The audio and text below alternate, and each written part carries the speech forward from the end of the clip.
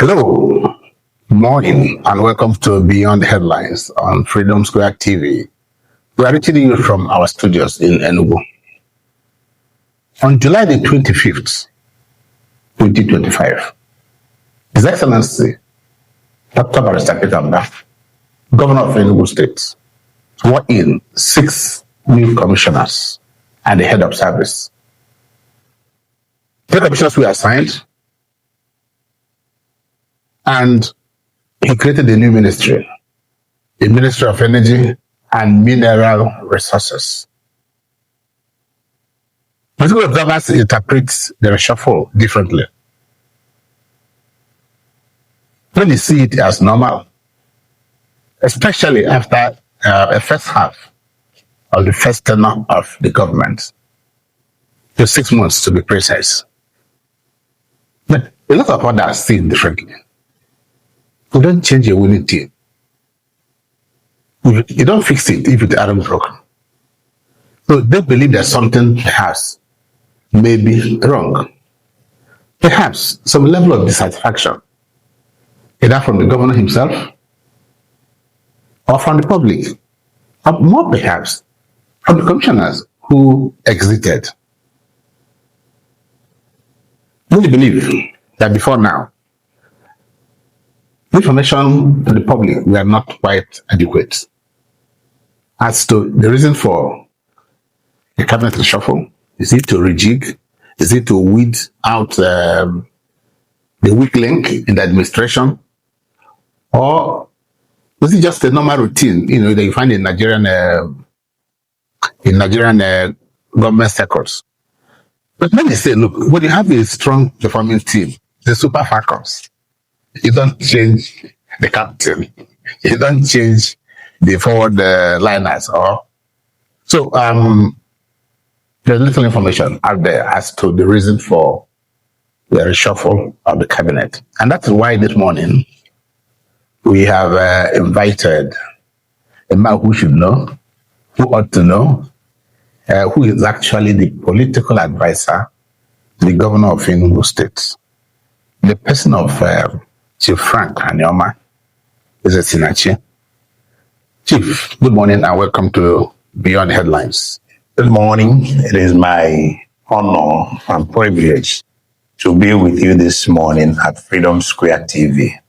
Okay, let's get started. That's a double-barrel question. Who and who were dropped and why? But most importantly, what informed the cabinet reshuffle?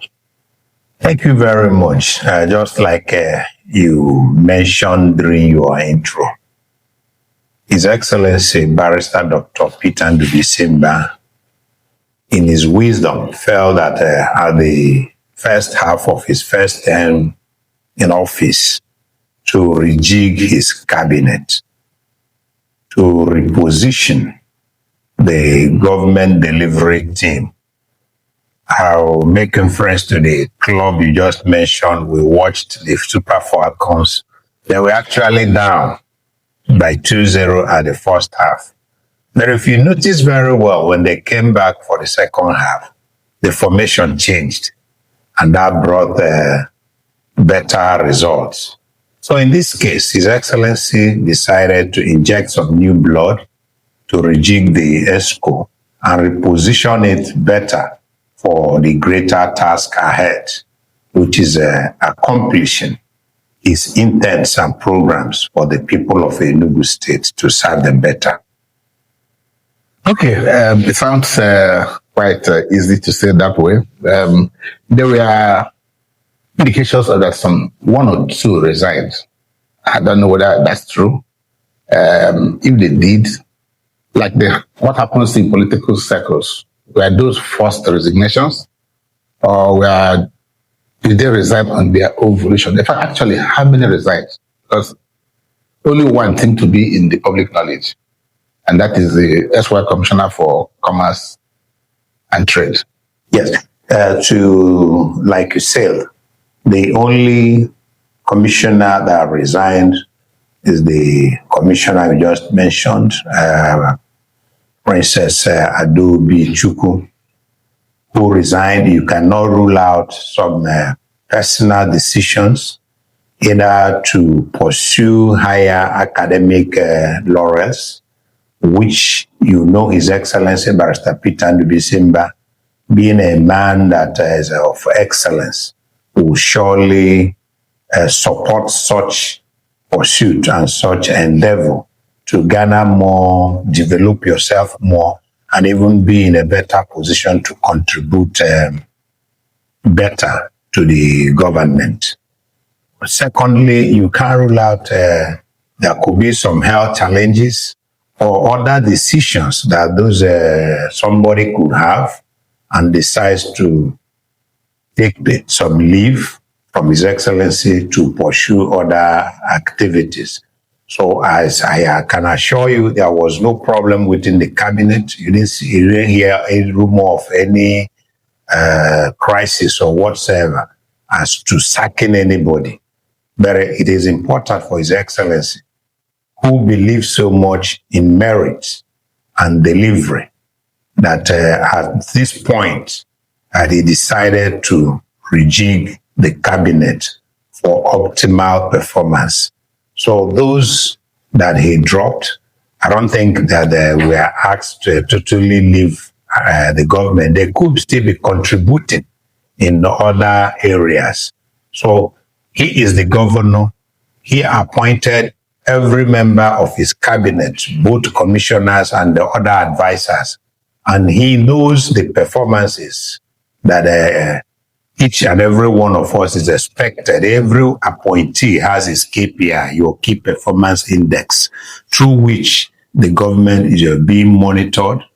I can tell you that it is not business as usual, when you just have a political appointment and you keep gallivanting the streets.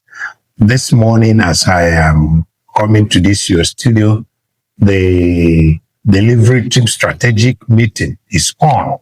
Every Monday, all the political appointees, except the commissioners, has a strategic meeting weekly where you give reports and account of your activities within the previous week and what program you have for this coming week. So it is a government that keeps track of all its appointees and monitors your activities. So what they have just done is to put in more fresh blood. For those that joined new, who now, like he advised them during their oath taking a ceremony, that they should hit the ground running. So those that are remained will equally fast track and then double their efforts to make sure that the program of His Excellency to reposition Enugu State as the hub, business hub for the Southeast, and to reclaim its pride of place. For Enugu has been in governance since 1930-something or thereabout. So all he's doing is to make sure that Enugu regains that prominence in the governance of this country. But Anioma, if I'm persuaded to buy into this your theory, but of course the grapevine was actually alive prior to May 29th about this impending cabinet reshuffle. So for Indian and those who are watching government activities, they were expecting it around the 29th of May, and it took almost 2 months in coming. So it is like it's been in the offing and it's been tinkering with it. So there are speculations out there, and of course, in those of us in the media, don't give us information, we invent one. we manufacture one. So, but do you agree that we are early warning signs that there could be a cabinet change? Was it a benchmark that influenced the final decision?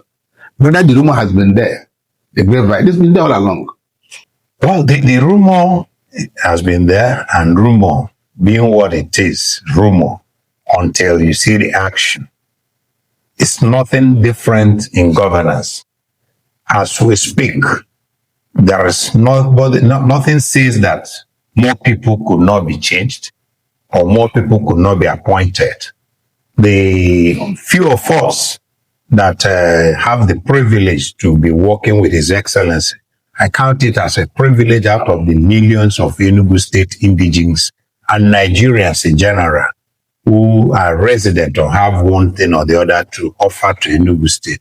Now, these few are picked. So if at any point His Excellency decides to inject more fresh hands into the governance, I don't think it is anything to anybody to start banding about and saying the rumor has been there.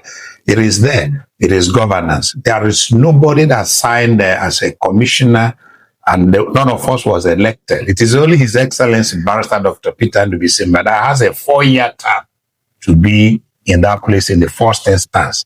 And then if it pleases God and the people of Enugu State to renew that his mandate, he will have another one. So apart from that, I tell you, I have my appointment letter, and it says it is not a civil service one, but a political one, which I hold at the pleasure of His Excellency.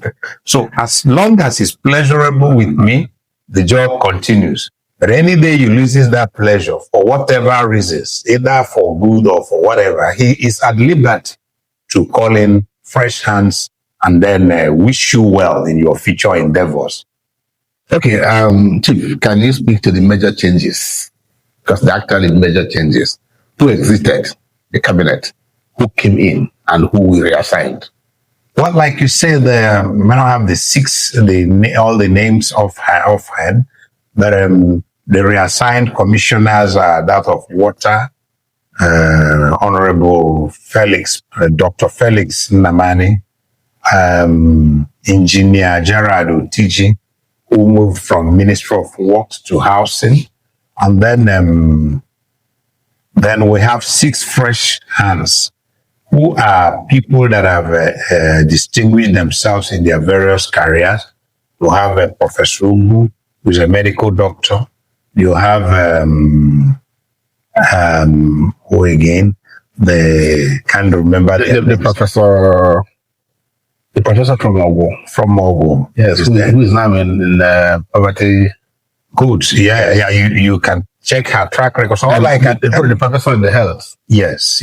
So His Excellency, Barrister Peter Mba, deals much on merit on his appointment. So all these people you see, he must have checked their track records and satisfied that they will fit into the positions he has given them to discharge their duties. So I believe they are on merit. Okay. Yes. That you just took the next question about the qualities that influence the choice of the new appointees. I know that we ran a check. That's what the media does. We ran a check of the CVs of some of them. 2 actually stood out as not having, what in the media you may call a credible qualifications, and that speaks to the guy from Udin, Bunna, somebody. We tried to get his background. It's sketchy. And government owes a duty to put to the public the qualities of those they has, otherwise we'll be speculating. And it's dangerous to speculate. Then that's one. The other is a young chap, Ben Collinson, the junior. The rest were able to have a solid hand on the antecedents. And so while this may not be a minus, it's important that political advisor that's now elected that the background of those guys are properly known. Otherwise, people will begin to speculate. And it's not always good to speculate. Yes. Thank you. The most important thing, I think it's even kudos to His Excellency Barrister Peter Ndubisimba in trying to give opportunity to fresh hands and the youths. Others, you've got their background because they've held one position or the other. They've been in different positions.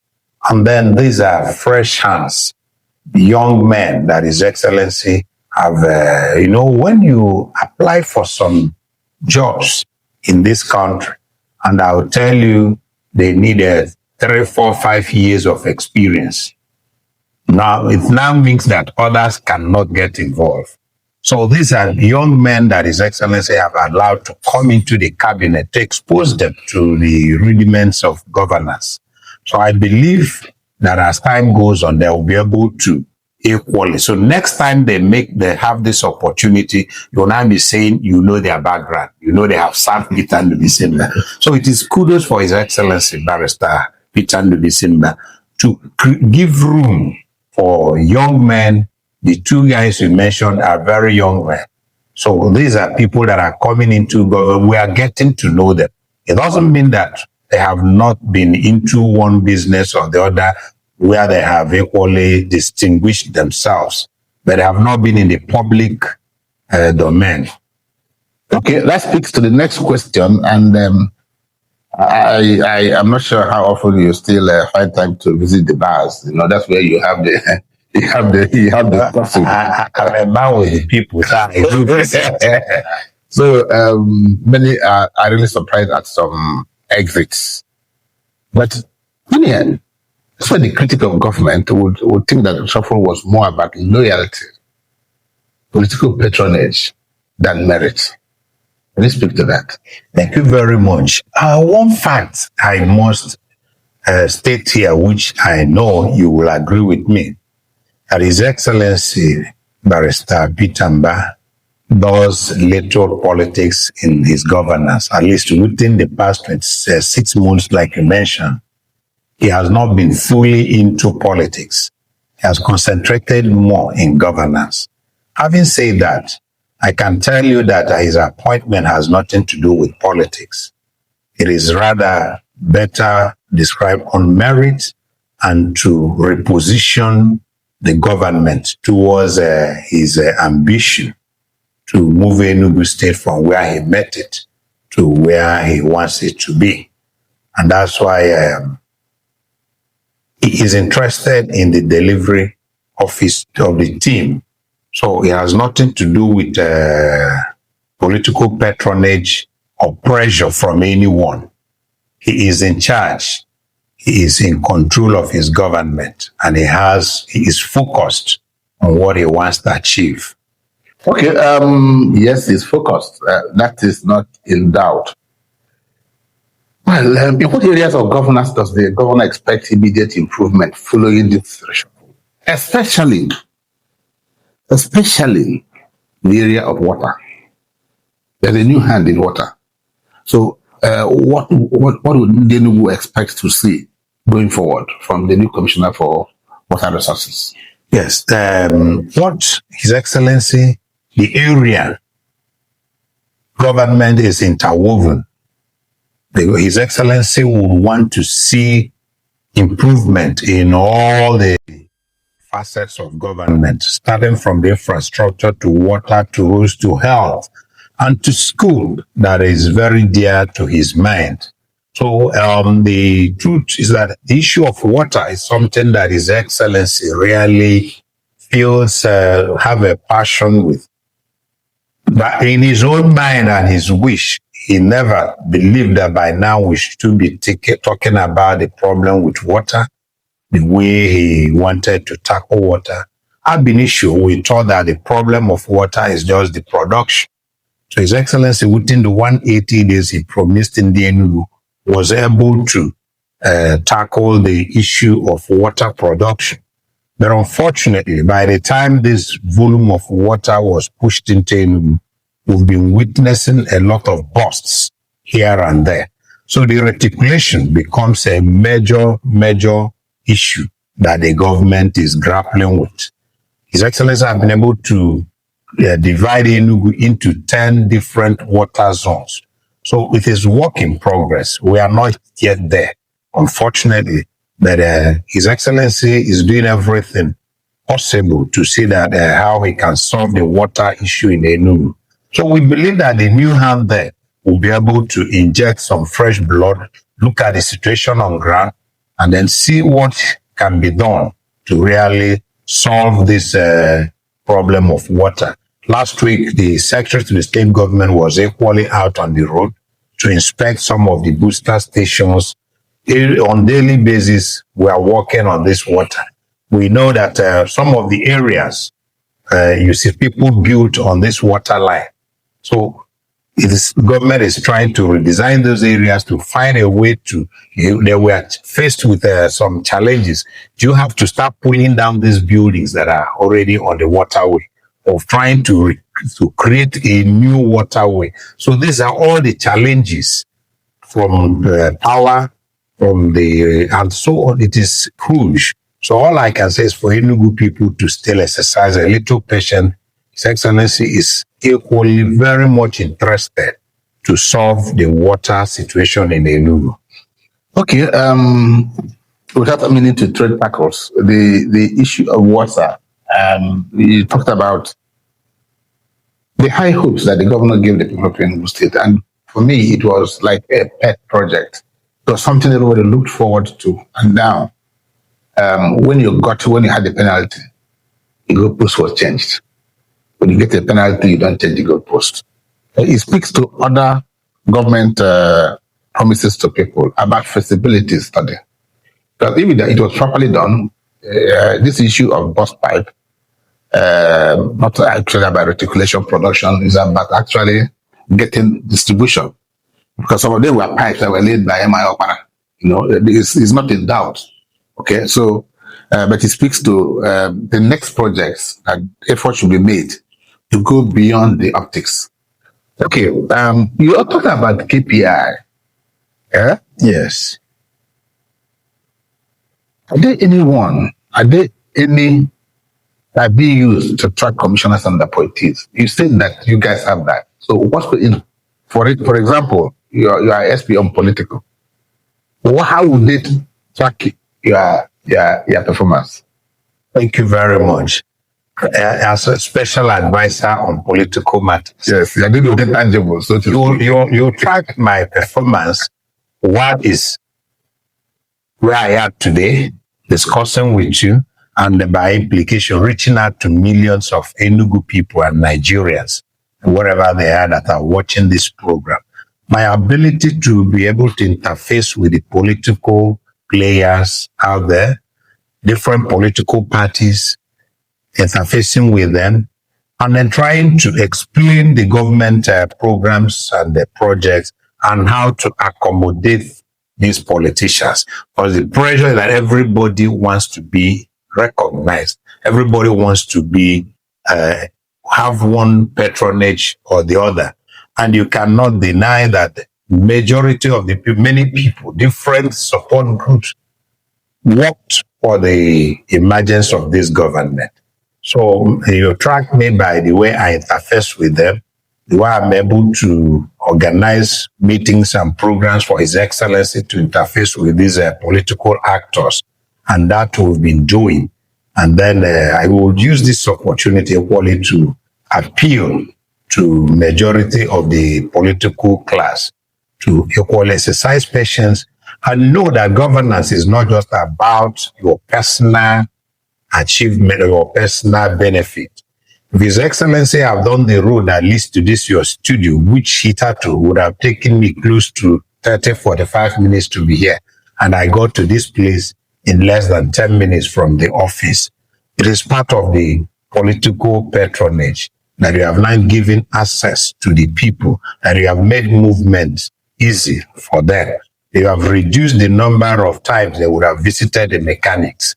You've reduced the number of times the manpower, the time they would have wasted on the road. So these are part of when we are talking about this. What if His Excellency is able to solve the problem of this water, and people can now, the water gets to the last mile, people can turn the tap in their various houses and get water.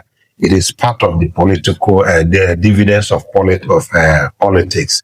So the dividends of governance. So I am appealing that people will still maintain politics. So in terms of tracking, like I said, everyone has what you are supposed to be doing. And like I told you this morning, every Monday, and by the end of this week, I must give a report of all I have done. And then these reports are harnessed and moved to His Excellency. He knows what everyone is doing at every point in time. And the meeting helps us that I can have an idea of what my colleague in the works department is doing.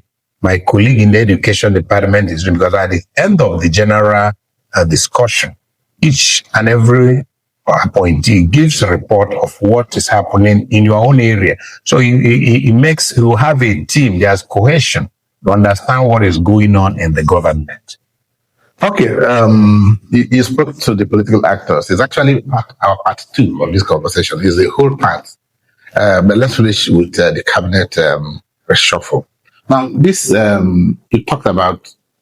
It's possible that there could be further cabinet change, or perhaps one or two more people may be added or removed. So, but the message of changing this, what is it sending to other people who are not affected?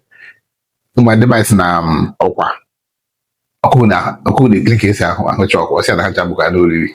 this apply, this thing apply to this situation. Yes, it applies to the situation, because what is expected of some of us who are lucky to still remain there is that you need to double your effort. You need to be alive to your responsibilities. You need to gear up and do extra than what you've been doing, so that you can continue to maintain the pleasure of His Excellency. Okay. What role, if any, can citizens play in holding these officials accountable going forward? Thank you. Yes, the citizens have every right, inalienable right, to hold each and every one of us accountable. The offices are there. There are most of, and equally the media, like your office, this Freedom Square Television, that have invited me here, will equally help the people in holding them accountable by inviting some of these key players in government to really explain what is happening.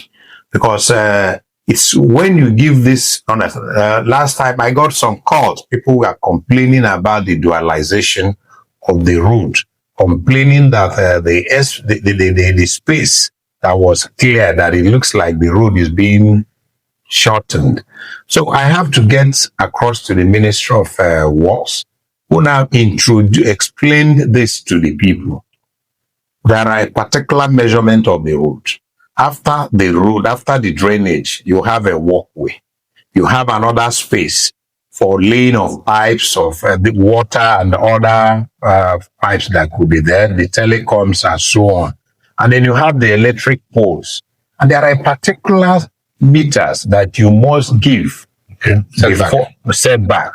So, but the people that I just think that once you have you broke some areas and so on, that the road will stretch, not knowing the details of this. So it's a part of holding this and the people in governance accountable to be able to explain why some certain decisions or actions has been taken. So it is the public have freedom of talking to them, asking questions, and we in government are bound to give these explanations. Okay, last question on this cabinet reshuffle before we take a short break.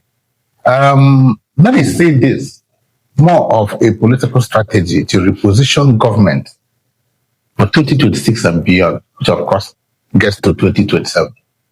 Do you think that this thinking is right? Yeah, it's right. Whatever action His Excellency is doing is repositioning Enugu State to where he wants it to be. So any activity of government is geared to making Enugu better than where we met it. Both the people you are appointing and the programs the government is running. So there's nothing ambiguous about that. Yeah, it's repositioning beyond 2026 and then going forward. Okay. For viewers, you heard it from the political advisor to the governor of Enugu State that the cabinet reshuffle is actually meant to is a broader strategy to reposition government moving forward to 2026 and beyond. And on that, we'll just take a short break. When we come back, this conversation will move to a more interesting aspect of his job as political advisor. Don't go anywhere.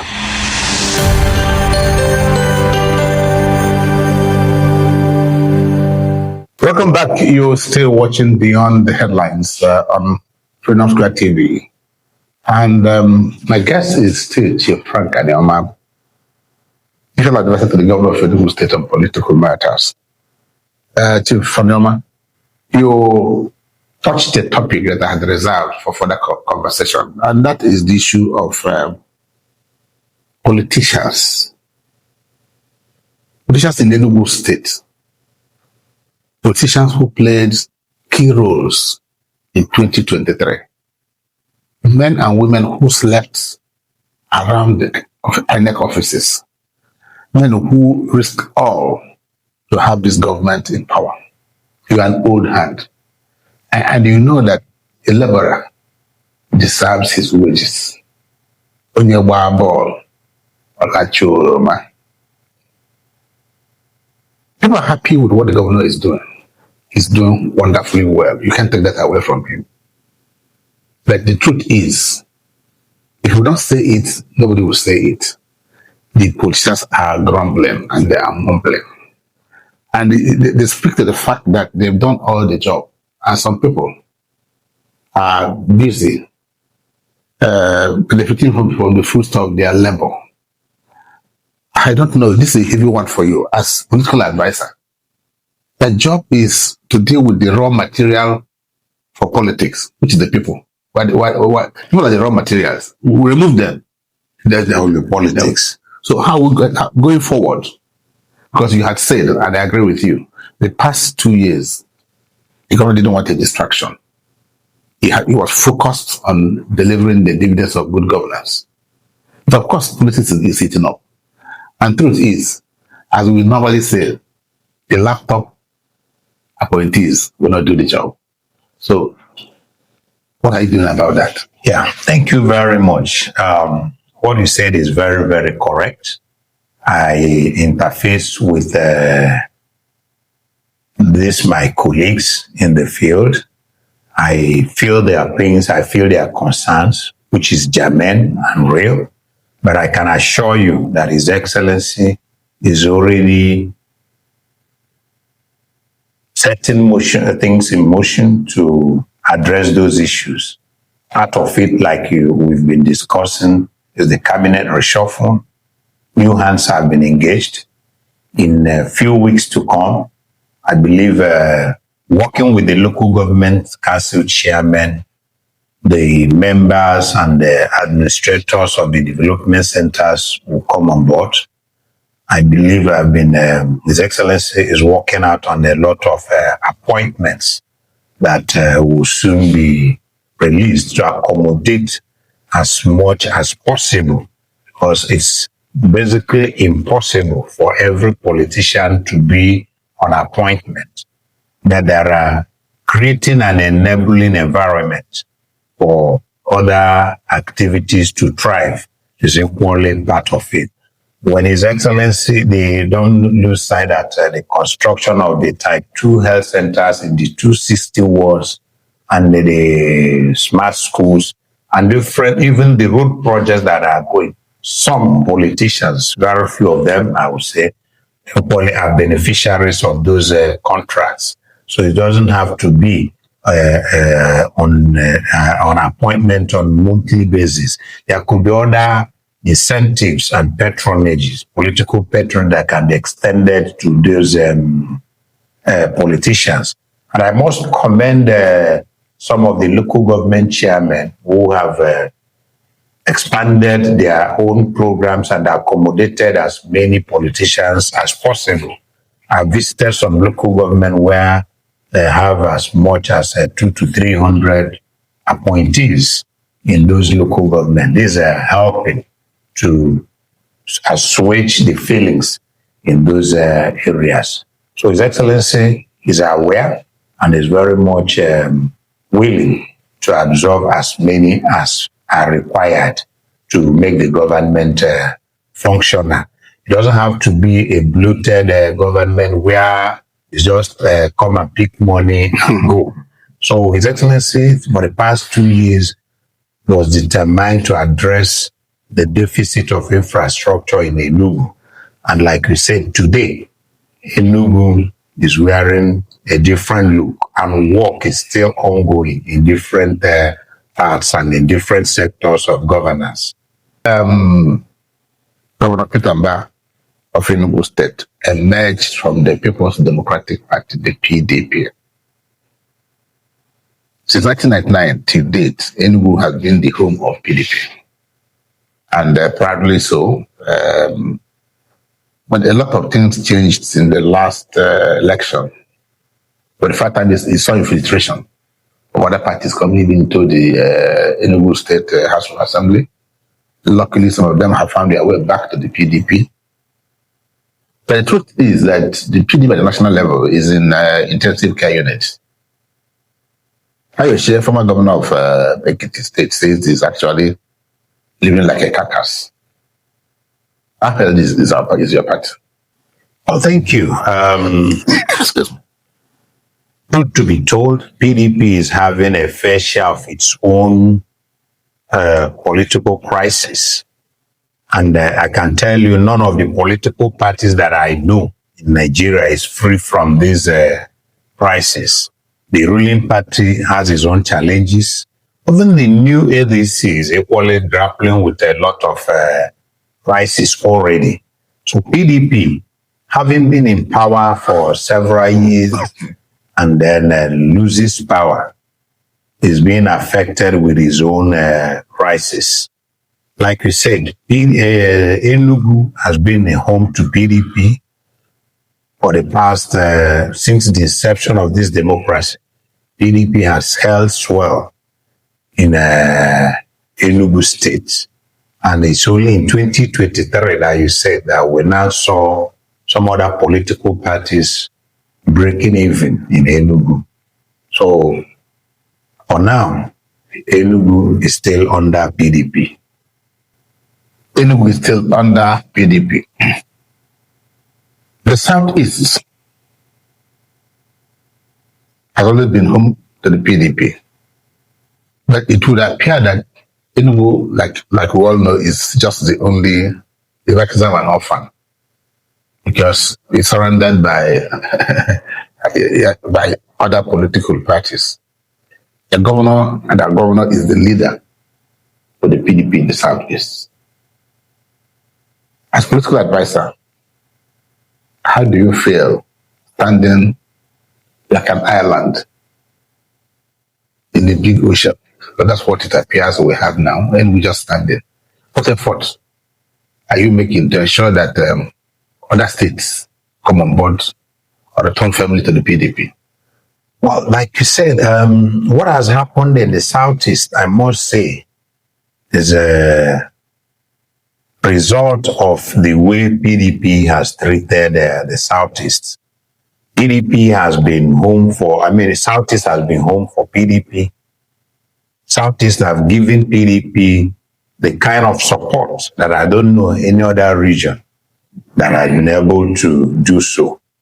Recall before now, even when PDP was being formed, we know Alex Ekweme was a major rallying point in the formation of PDP.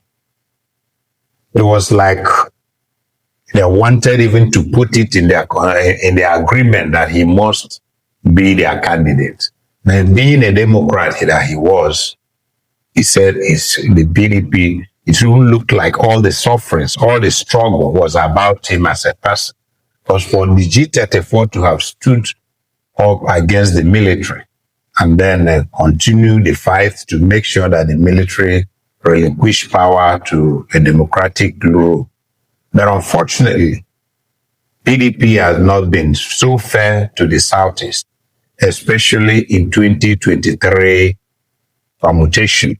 The presidency or the presidency of PDP, the candidate for PDP in 2023 was meant to be for Southeast. So for whatever reason that made PDP to change their mind or deprive Southeast from flying the flag of presidency in 2023 is very unjust and is an unfair treatment to the people of Southeast that have supported PDP in spite of their own people You remember even when Ojukwu was on the ballot, Southeast still voted for PDP. When Okadiwu and others were as the vice presidential candidate for other candidates, Southeast still voted PDP. So it is proper and feel that PDP should have rewarded Southeast for that loyalty, for that support. But that didn't happen. So it's part of what have contributed to the problem of PDP in Southeast. Okay, just recently there was a big contestation in Nigeria, especially the PDP. And that was the issue of the National Secretary of the PDP. Anioma left to run for the governorship and was not successful. He rushed back to take the position. And that pitted him against the rest of the Southeast. They said, no, you can't just do that. You can't go back and forth. We have other men and women, men of Timber and caliber that could actually do that. And so the Southeast, in their wisdom, came together and said, look, we are putting out a candidate to replace Sam. And this became what will appear to be the biggest trouble that PDP had faced, especially in the Southeast.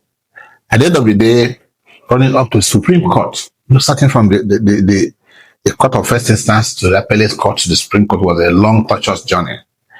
And in that, as a leader of the party in the Southeast, Governor Peter stood tall and loud. And George Russell of the PDP said, look, we need the secretary position. And if we are not given that, we'll consider our marriage with the PDP. Well, dusted, Anioma retains the position. The PDP, the Southeast lost out. And many in particular said that the governor of Enugu State lost out of this because he was a champion of that. And that this has put him actually in a precarious position. The question is the governor of Enugu State jittery about what has happened with the National Secretary of the PDP? Because I'm sure he must have lost confidence in whoever is the National Secretary of the PDP. Yes, thank you very much. What happened with the National Secretaryship of PDP in Nigeria as concerned the Southeast still goes back to what I've just said. When the party do not accord honor and respect to whom it deserves. His Excellency, the Southeast coming together to take a position on what concerns them. And then people from different other zones seems to be trying to dictate what happens in the party in the Southeast is very unfortunate. Like you rightly said, Senator Anioma left to contest for governorship. You cannot be a judge in your own matter. You know the importance of the secretary of the party or any organization, both in setting up committees, screening committees, appeal committees, and so on.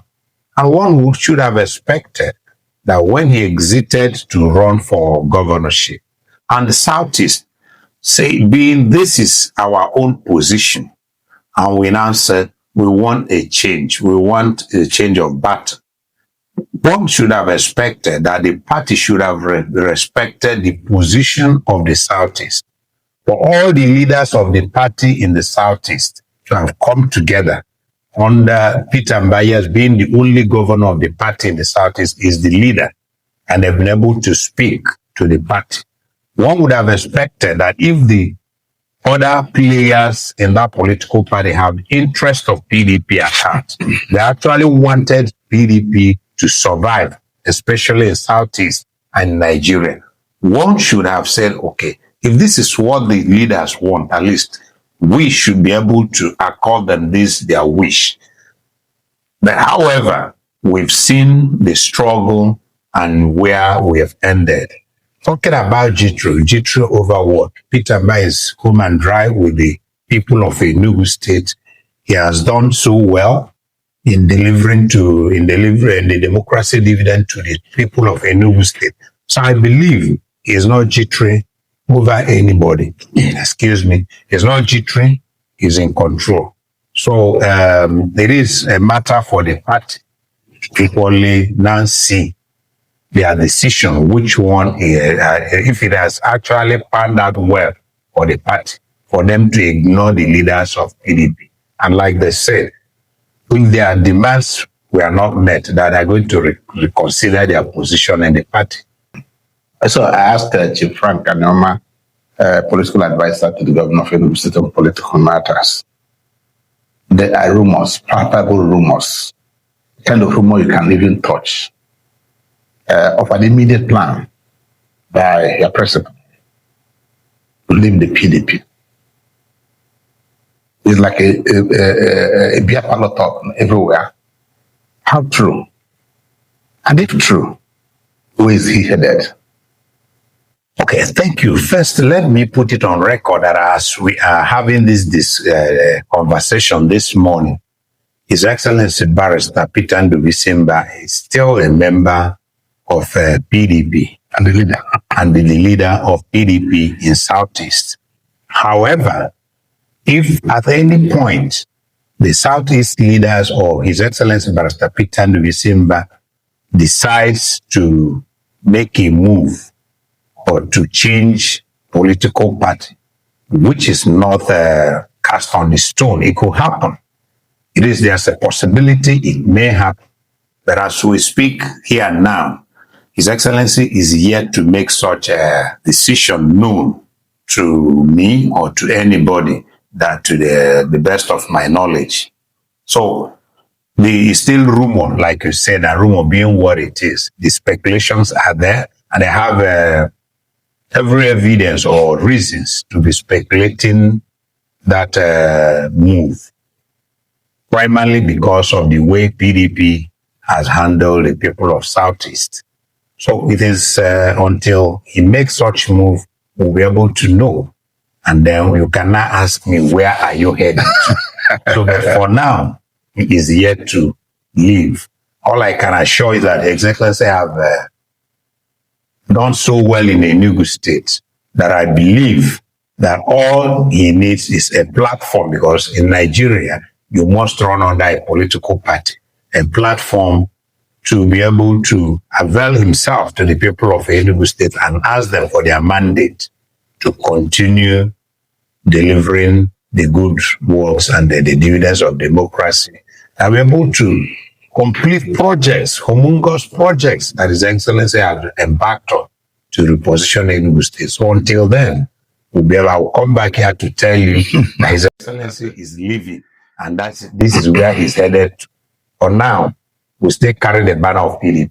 Okay, I'll round up, Chief. The next 6 months, so to speak, what should Enugu expect from the governor and the new cabinet in terms of service delivery, in terms of roads, in terms of health, in terms of education? What's the projection about what they're going to expect? Because we're getting to the dry season.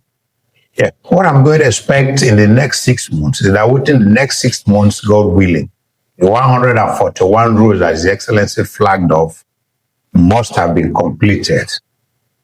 If not all, majority of by September this year, majority of the smart school must have taken off. Majority of the primary health centers that are constructed across the 260 wards will be functional.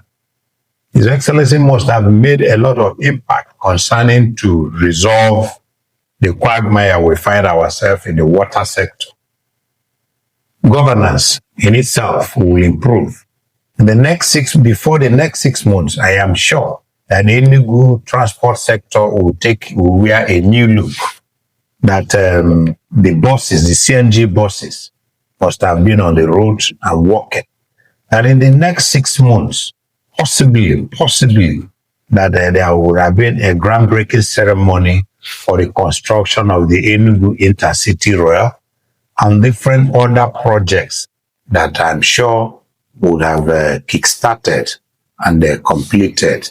So that's what I expect in the next 6 months. Enugu must have been positively changed better than it is today. Okay, on that very positive note, we want to thank you so very much, Frank Anioma, for giving us these insights and perspectives And we do hope that next time when we invite you for another conversation, that you will oblige us that.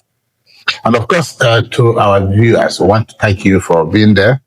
This discussion does not end there. You can continue on our Facebook and YouTube live streams on Freedom Square TV. Do write us, do comment, share, and subscribe to our YouTube channel. Until the same time next week, stay informed, stay involved, and above all, stay beyond the headlines. Bye for now.